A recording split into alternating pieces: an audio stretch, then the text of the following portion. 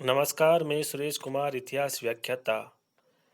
आज हम भारतीय संस्कृति के मूल आधार में भारतीय जीवन पर पाश्चात्य प्रभाव के विषय में अध्ययन करेंगे कि पश्चिमी संस्कृति का भारत के सामाजिक, धार्मिक, आर्थिक जीवन पर क्या प्रभाव पड़ा। इसके विषय में अध्ययन करेंगे। भारतीय जीवन पर पाश्चात्य प्रभाव का विवेचन निम्नलिखित बिंदुओं के अंतर्गत किया गया है। नंबर 1 है सामाजिक जीवन पर पाश्चात्य प्रभाव। सामाजिक क्षेत्र में जागृति। पाश्चात्य सभ्यता तथा संस्कृति के प्रभाव से भारतीय समाज में क्रांति उत्पन्न हो गई। प्रगतिशील लोगों ने बाल विवाह, बहुविवाह, पर्दा प्रथा, सती प्रथा, छुआछूत आदि सामाजिक कुरीतियों का विरोध किया तथा पश्चिम की अच्छी बातों को ग्रहण करने पर बल दिया। इससे सामाजिक क्षेत्र में जागृति उत्पन्न हुई। नेक्स्ट है समानता। पाश्चात्य सभ्यता एवं संस्कृति में जाति प्रथा और ऊंच नीच के भेदभाव को कोई स्थान प्राप्त नहीं था। इसका भी भारतीय समाज पर काफ़ी प्रभाव पड़ा। भारतवासियों को भी जाति प्रथा, ऊंच नीच के भेदभाव तथा छुआछूत आदि के परित्याग करने की प्रेरणा मिली। नेक्स्ट है मध्यम वर्ग का उदय। पाश्चात्य सभ्यता एवं संस्कृति के संपर्क के फलस्वरूप समाज में एक नवीन मध्यम वर्ग का उदय हुआ। इस नवीन मध्यम वर्ग के लोग अंग्रेजी शिक्षा पद्धति के समर्थक थे तथा सामाजिक कुरीतियों एवं धार्मिक पाखंडों का निवारण कर एवं प्रगतिशील समाज का निर्माण करना चाहते थे। नेक्स्ट है समाज सुधार। पाश्चात्य सभ्यता एवं संस्कृति के प्रभाव के फलस्वरूप भारत में समाज सुधार आंदोलन को प्रोत्साहन मिला। बाल विवाह, बहुविवाह, सती प्रथा, कन्यावध, पर्दा प्रथा आदि सामाजिक कुरीतियों के निवारण के लिए आंदोलन शुरू हुए। सामाजिक सुधारों की प्रेरणा पश्चिम के प्रभाव का ही परिणाम है। 1829 ईस्वी में भारत के तत्कालीन governor general Lord William Bentinck ने सती प्रथा को गैर कानूनी घोषित कर दिया। 1829 में लॉर्ड विलियम बेंटिंक ने सती प्रथा को अवैध घोषित कर दिया। 1856 ईस्वी में अंग्रेजी सरकार ने विधवा विवाह को कानूनी रूप दे दिया। 1856 अंग्रेजी सरकार ने ईश्वर चंद्र विद्यासागर के प्रयासों से लॉर्ड डलहौजी के समय विधवा विवाह को कानूनी रूप दे दिया। 1929 ईस्वी में बाल विवाह निषेध कानून शारदा एक्ट के नाम से पारित हुआ, जिसके अनुसार 18 वर्ष से कम आयु के लड़के तथा 14 वर्ष से कम आयु की लड़की का विवाह नहीं हो सकता था। 1929 में बाल विवाह निषेध कानून शारदा एक्ट के नाम से पारित हुआ, जिसके अनुसार 18 वर्ष से कम आयु के लड़के तथा 14 वर्ष से कम आयु की लड़की का विवाह नहीं हो सकता था। पांचवा, वैज्ञानिक दृष्टिकोण। पाश्चात्य सभ्यता ने वैज्ञानिक दृष्टिकोण और अनुसंधान की प्रवृत्ति पर अत्यधिक बल दिया था। भारतवासी भी पाश्चात्य संपर्क के कारण अपनी समस्याओं को वैज्ञानिक दृष्टिकोण से हल करने का प्रयास करने लगे। नेक्स्ट है रहन सहन, आचार विचार आदि पर प्रभाव।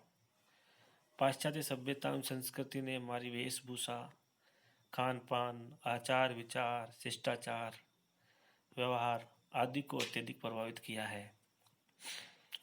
नेक्स्ट है हरिजनोद्धार। पाश्चात्य सभ्यता एवं संस्कृति से प्रभावित होकर अनेक सुधारवादी हरिजनों की दशा सुधारने पर बल देने लगे। 1955 में अस्पृश्यता को दंडनीय अपराध घोषित किया गया। स्त्रियों की दशा में सुधार। पाश्चात्य सभ्यता तथा संस्कृति के प्रभाव के फलस्वरूप भारतीय नारियों की दशा में सुधार हुआ। नेक्स्ट है धार्मिक जीवन पर प्रभाव। ईसाई धर्म का प्रचार। भारत में ब्रिटिश शासन की स्थापना के पश्चात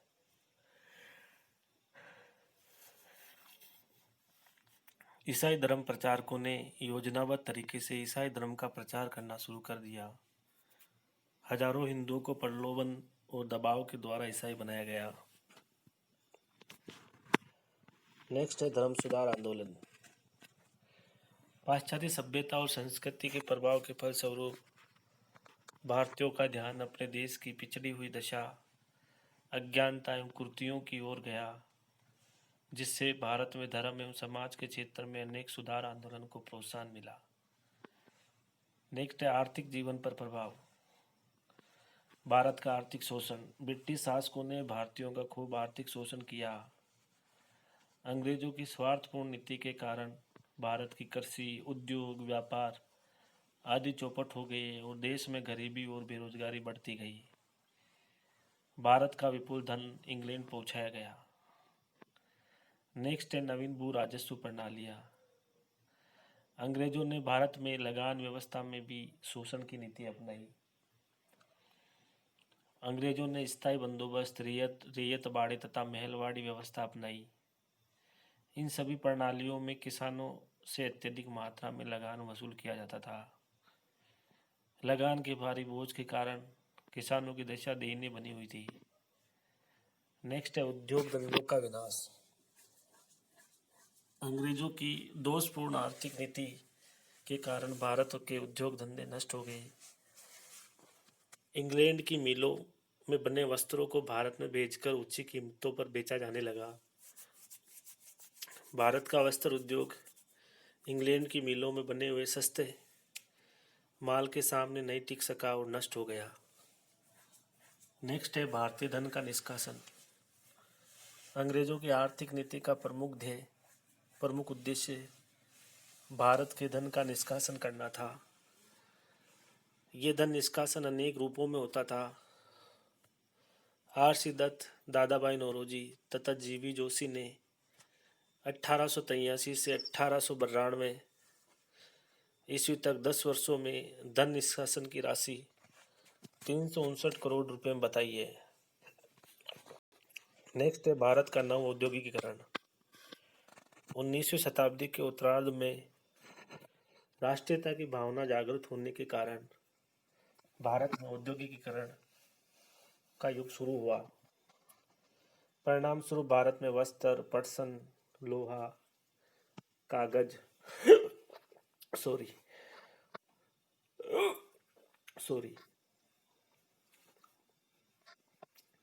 सीमेंट, चीनी, चमड़े आदि के उद्योग स्थापित किए गए। नेक्स्ट है कृषि का विकास। 1901 में केंद्रीय तथा प्रांतीय सरकारों को कृषि संबंधी परामर्श देने के लिए इंस्पेक्टर जनरल ऑफ एग्रीकल्चर की नियुक्ति की गई। 1905 ईस्वी में अखिल भारतीय कृषि बोर्ड की स्थापना की गई। 1905 में अखिल भारतीय कृषि बोर्ड की स्थापना की गई। पूना, लायलपुर, नागपुर, कानपुर आदि नगरों में कृषि कॉलेज स्थापित किए गए।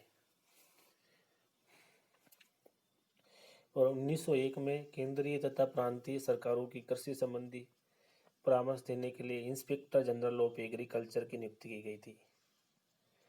नेक्स्ट है यातायात के साधनों का विकास।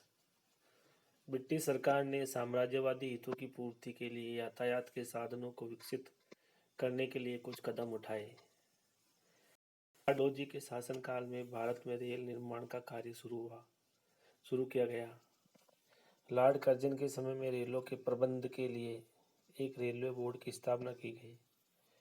उसके समय में भारत में लगभग 28,150 मील लंबी रेल लाइनों का निर्माण किया गया। यानी कि लॉर्ड कर्जन के समय में रेलों के प्रबंध के लिए एक रेलवे बोर्ड की स्थापना की गई। उसके समय में भारत में लगभग 28,150 मील लंबी रेल लाइनों का निर्माण किया गया। नेक्स्ट है शिक्षा के क्षेत्र में प्रभाव। अंग्रेजी शिक्षा का प्रचार। 1835 ईस्वी में लॉर्ड मेकाले की सिफारिश पर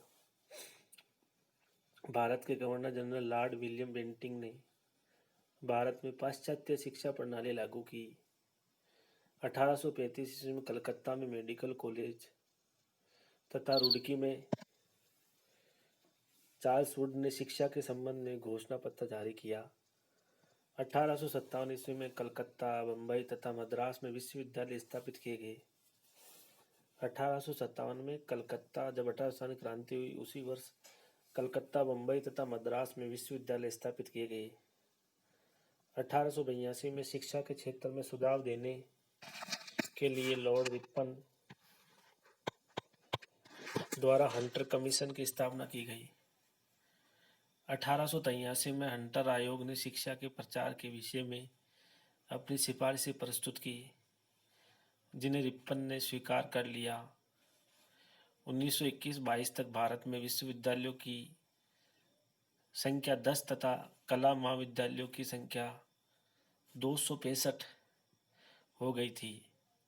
1937 में 8 प्रांतों में अनिवार्य प्राथमिक शिक्षा के लिए उल्लेखनीय कार्य किया गया। नेक्स्ट है देसी भाषाओं के साहित्य पर प्रभाव। पाश्चात्य सभ्यता का हमारी देसी भाषाओं के साहित्य पर भी प्रभाव पड़ा। भारतीय नाटककारों पर भी पाश्चात्य नाटकों की छाप पड़ी। वर्तमान भारतीय नाटकों में रंगमंच के विस्तृत संकेतों का प्रयोग तथा सामाजिक और वैयक्तिक समस्याओं का विश्लेषण पाश्चात्य नाटकों के प्रभाव का फल है। हमारे साहित्य में एकांकी नाटक एवं समस्या नाटक का उदय पाश्चात्य नाटकों के प्रभाव का प्रमाण है। छोटी छोटी कहानियों और उपन्यासों में भी पाश्चात्य साहित्य की गहरी छाप है। पाश्चात्य प्रभाव के अंतर्गत देसी भाषाओं के भी छापे खाने स्थापित किए गए और पत्र पत्रिकाओं को प्रकाशित किया गया। नेक्स्ट है वैज्ञानिक उन्नति। वैज्ञानिक क्षेत्र में भी पाश्चात्य सभ्यता का भारतीय संस्कृति पर बहुत प्रभाव पड़ा। 1930 में चंद्रशेखर वेंकट रमन ने नोबेल पुरस्कार प्राप्त कर भारत को गौरव प्रदान कराया। 1930 में सी.वी. रमन यानी कि चंद्रशेखर रमन ने नोबेल पुरस्कार प्राप्त कर भारत को गौरव प्रदान कराया। 1853 में भारत में रेलों का निर्माण प्रारंभ हुआ। डाक, तार, टेलीफोन आदि का प्रचलन की हुआ। भाप में वायुयान भी बनने लगे। भारत में रेडियो स्टेशन भी स्थापित हुए। टेलीविजन तथा वीसीआर जैसे मनोरंजन के साधन भी उपलब्ध हुए हैं। कंप्यूटर प्रणाली का तीव्र गति से विकास हो रहा है।